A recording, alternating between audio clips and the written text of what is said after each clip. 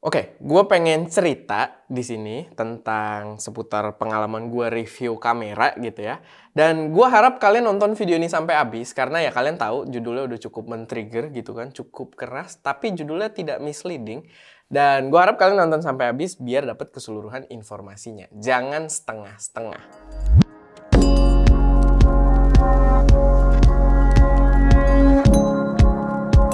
Halo semuanya, selamat datang di channel SM Media dengan gue Erwin. Dan di video kali ini gue pengen cerita sedikit aja tentang pengalaman gue review kamera Fujifilm. Salah satu kamera Fujifilm yang mungkin kalian agak kepo ya, karena di judul dan thumbnailnya udah cukup jelas gitu kan. Dan kalau kalian lihat itu di channel SM Media memang kameranya itu kan kita termasuk fanboy Fuji gitu ya. Kita ekosistemnya paling banyak di sini adalah Fujifilm. Tapi yang menarik, salah satu kamera terburuk pengalaman reviewnya buat gua itu adalah salah satu kamera Fujifilm. Jadi yang gue bahas di sini ini adalah ketika gua review kamera Fujifilm X T100 gitu ya. Dan ini akan jadi cerita yang cukup menarik yang gue harap bisa memberi gambaran lebih juga buat teman-teman semua. Karena kamera tersebut itu seingat gue ditujukan untuk para vlogger. To be fair, ini bukan kamera jelek ya, dan gue yakin banyak juga yang nonton video ini mungkin punya X-T100. Jadi di sini mungkin gue akan kasih tahu kelebihannya dulu, yang gue suka dari kamera ini. Kamera ini bagus, gue suka banget untuk fotografer, apalagi street photography gitu ya. Dia masuk ke dalam rekomendasi gue. Gue suka banget. Build quality-nya solid parah gitu. Aesthetically bener-bener analog hipster. Mahal gitu ya, tampangnya bener-bener mahal gitu, analog mahal, rasanya pun build-nya solid banget ala-ala kamera analog. Jadi gue suka banget feel ketika pakai kamera tersebut. Cuman ya memang sayangnya dia secara fungsi tidak masuk aja gitu ke workflow ST Media. Dan sebenarnya kamera ini punya poin yang menurut gue memang cukup menarik juga. Kayak layarnya, dia punya sistem mekanisme layar yang cukup menarik ya. Dia flip screen gitu, tapi ke samping, dimana fungsinya jadi mirip kayak vari angle, tapi secara build quality jauh lebih kokoh dari vari angle. Dan dia, kalau vari angle itu kan nggak bisa kita tilt up, dia bisa tilt juga gitu. Jadi untuk dipakai tuh sebenarnya cukup convenient. Dan gue pengen layar tersebut kalau bisa ya itu resurrect atau bangkit lagi di masa mendatang di mungkin salah satu kamera Fuji di masa depan gitu ya. Pokoknya itu salah satu poin yang gue suka gitu dari si X-T100, karena ada beberapa hal yang menurut gue oke banget. Buat foto juga nggak ada problem, gue suka banget foto-foto street pakai kamera tersebut gitu ya. Rasanya bener-bener kayak hipster gitu kan, rasanya analog. Fotonya juga kualitasnya cakep gitu, gambarnya bagus, film simulation juga cakep gitu kan. Fotogenik juga kameranya, kalau misalkan kita bawa buat potret gitu ya, khas Fuji gitu, analog, fotogenik. Kameranya aja bisa jadi model fotonya sendiri gitu kan. Dan kalau kita bawa-bawa, kita lagi nongkrong, biasanya bisa jadi bahan omongan juga. Kamera yang cakep emang X-T100 ini. Nah, yang salah adalah ketika kita berbicara soal langkah marketing yang waktu itu diambil. Nah, mungkin di sini gue agak open juga ke kalian gitu ya. Gue pengen biar clear aja. Jujur waktu itu gue adalah termasuk ke dalam jajaran beberapa influencer yang dibayar untuk kampanye si X-T100 ini. Jadi memang gue menerima bayaran gitu untuk review X-T100 ini. Cuman waktu itu tidak Fuji secara langsung ya. Gue nggak kenal dengan orang Fuji sama sekali waktu itu, dan kita lewat agensi ngontak kita. Ini hal yang biasa terjadi juga gitu di dunia periklanan gitu ya, advertising. Dan waktu itu kita mikir, ya boleh juga gitu dapat early access, kameranya belum launching gitu kan, dan kita review kayak biasa kita di channel SM Media, tapi dapat duit, dibayar. Ya udah kita terima, nggak ada masalah. Cuman ternyata ketika kita kerjain, experience yang gue dapatkan dari kamera tersebut itu berbenturan dengan agenda yang memang dijadikan marketing plan-nya. Gue nggak tahu oleh Fuji atau oleh si agensinya gitu ya. Karena kamera tersebut itu pengen dipasarkan sebagai kamera vlogging. Dan yang gue sebel banget ketika gue coba gitu ya untuk sebuah kamera vlogging, gue bener-bener gak suka dengan fitur video dari kamera tersebut. Jujur, gue bener-bener merasa fitur video ya spesifik. Kalau foto kita nggak bahas, tapi kesimpulan bagus gitu kan. Tapi untuk video di X-T100 tersebut menurut gue itu jelek. Dan di sini juga gue catat beberapa hal yang memang gue rasain waktu itu. Kayak dia udah support 4K, itu salah satu poin yang mungkin pengen mereka angkat karena itu salah satu key point juga. Dia support 4K. Tapi 4K-nya itu 15 FPS. 15 FPS gitu ya. Jadi itu bukan sebuah video gitu loh. Itu bukan sesuatu yang orang bisa pakai untuk jadi konten gitu. Video 4K 15 FPS. Kayak mendingan nggak usah beneran. Kayaknya mendingan nggak usah gitu. Nah itu pertama 4K-nya 15 FPS. Dan apalagi waktu itu nyampe ke gua, otomatis gua kecewa karena ST Media dari awal kita 4K videonya gitu. Dan kamera tersebut support 4K cuman 15 FPS. Lalu Full HD-nya itu ya proper lah 30 FPS, 25 gitu. Standar 24 FPS juga ada seingat gua. Tapi gambarnya juga gua nggak suka gitu di mode Full HD-nya. Karena gambarnya itu yang gua rasain ya. Warnanya itu agak pucat. Mungkin sebenarnya bisa dihandle kalau waktu itu gue udah cukup lihai bermain dengan white balance ya. Waktu itu gue nggak begitu main white balance juga. Mungkin auto atau gimana. Tapi warnanya agak pucat yang gue rasain. Dan di luar warna, gambarnya itu karakternya terlalu over sharpening. Dan kalau kalian lihat, kita masih ada reviewnya, masih up gitu kan, XT100. Kalian bisa lihat gambarnya memang over sharpening. Dan memang di review gua, itu sampel video yang diberikan, itu sedikit banget. Karena gue kecewa dengan hasil kualitas videonya gitu. Gambarnya kayak over sharpening, warnanya kayak dynamic range-nya tuh jelek banget gitu. Jadi gue tidak suka dengan videonya. Warna pucat, AF-nya, autofokusnya di Full HD itu buruk banget. Bener-bener muka gue tuh rata-rata gue ngerekam itu 80% ngeblur muka gue gitu. Jadi autofokusnya bener-bener buruk. Dan di titik itu gue merasa kayaknya Lumix lebih bagus deh autofokusnya gitu. Kayak kalian bayangin, kayaknya Lumix lebih bagus gitu. Jadi itu sesuatu yang menurut gue luar biasa gitu ya. Dan mic-nya juga itu menyebalkan. Dia harus pakai adapter 2,5 mm ke 3,5 mm. Jadi kan rata-rata mic jacknya 3,5. Masuk ke kameranya itu harus ke 2,5 mm gitu jacknya. Dan itu sebenarnya hal buruk yang kebawa agak lama ya sama si Fujifilm gitu. Jadi ke kamera-kamera selanjutnya itu masih kadang kebawa juga. Cuman sekarang rata-rata udah resolve, tapi itu salah satu hal yang gue kurang suka gitu kan. Nambah adapter, bikin riskan audionya. Cuman untuk video yang gue suka itu cuma satu di XT100. Dia kalau kita rekam vertikal, hasilnya langsung vertikal. Dan itu kamera pertama yang gue ngerasain fitur tersebut. Jadi itu poin plusnya gitu loh. Kalau untuk dari segi video ya, kita ngerekam vertikal, masuk ke HP langsung vertikal, bisa langsung update story. Itu yang pertama gue rasain si XT100 gitu. Kamera brand lain belum ada sampai bertahun-tahun kemudian gitu ya. Jadi itu poin yang kuat. Tapi sisanya ya overall buat video menurut gue kurang bagus. Dan sialnya waktu itu sekalian gue pakai buat review, itu adalah satu-satunya kamera yang gue bawa ketika gue pergi ke Jepang bareng kakak dan adik gue. Dan itu yang membuat itu adalah kamera dengan experience terburuk gue. Gue ke Jepang belum pernah lagi gitu ya. Itu doang gue sekali ke Jepang gitu sama kakak adik gue, dibayarin sama kakak gue gitu kan. Thank you so much. Tapi ya udah gue bawa XT100, satu-satunya kamera yang gue bawa, dan gue nggak bisa vlogging di sana. Sehingga ya ketika gue di Jepang kemarin, gue pakai buat hunting foto aja udah, street photography. Karena itu menyenangkan, fun. Cuman kan ya gue nyeselnya adalah gue orang yang video banget. Gue pengen bikin vlog juga di sana, dan ternyata tidak bisa gitu. Itu sebabnya, itu sebenarnya poin utama adalah karena yaitu gue ke Jepang, satu-satu kamera yang gue bawa si XT100 tersebut, dan itu menyebabkan dia adalah experience review kamera terburuk gue.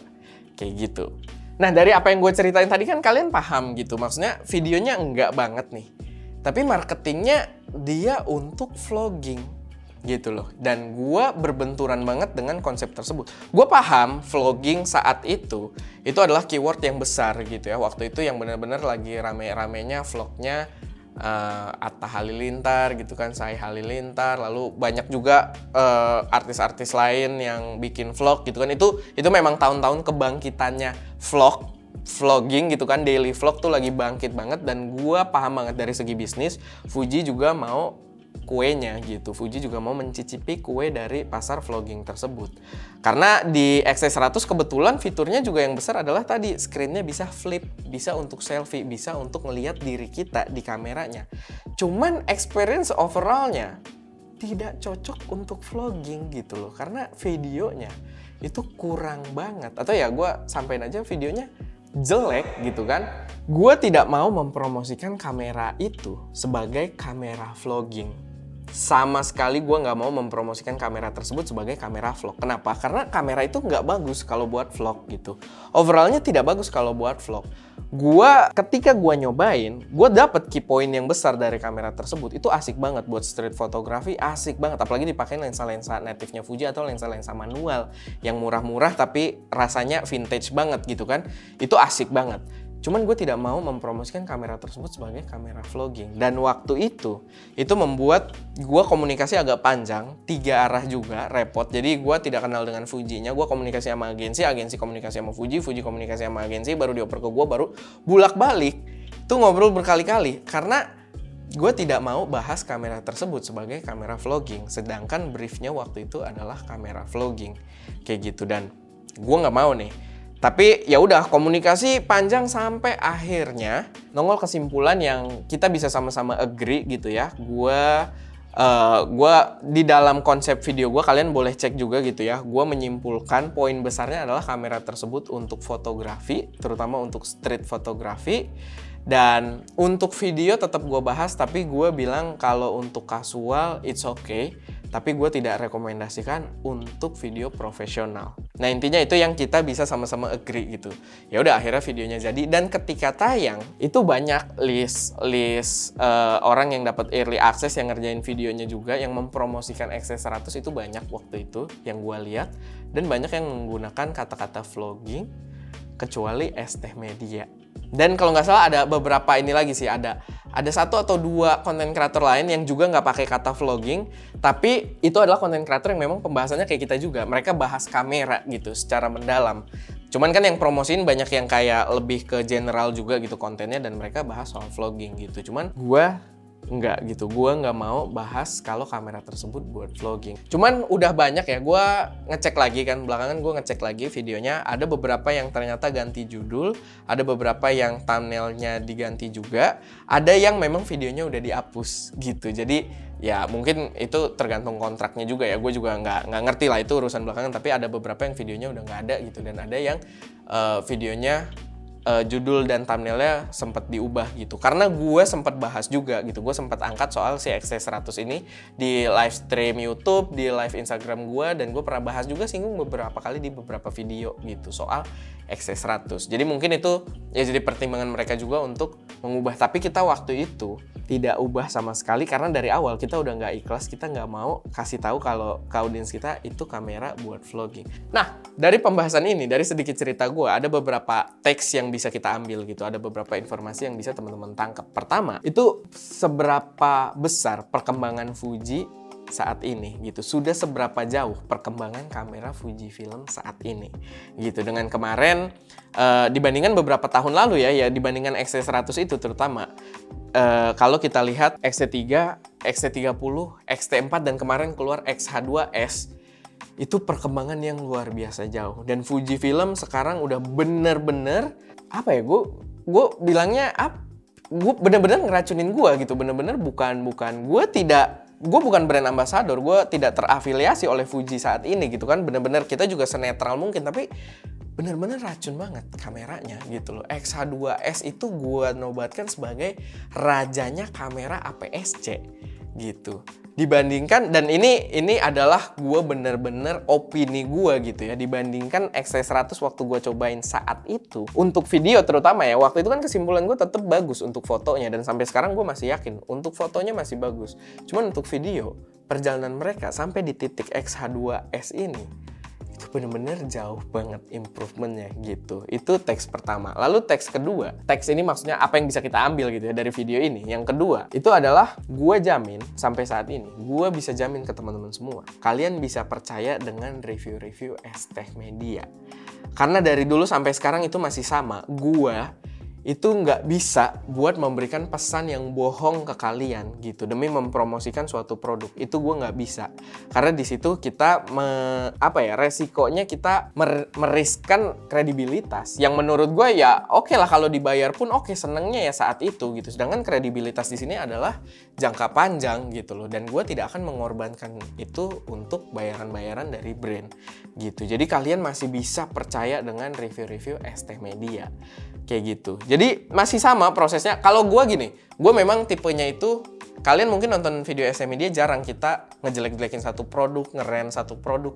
Ada, tapi jarang banget gitu ya. Kenapa? Karena gue itu tipenya memang lebih ke people pleaser, termasuk ke brand. Gue pengen pleaser juga ke mereka, ya mereka seneng gitu produknya gue review. Gue kalau ada produk-produk yang gue tidak suka dan ini kayaknya tidak worth the review, daripada gue hina, gue lebih baik langsung ngomong ke brandnya, barang lu jelek, gue tidak tahu poin yang pengen diangkat apa, mendingan kita nggak usah review.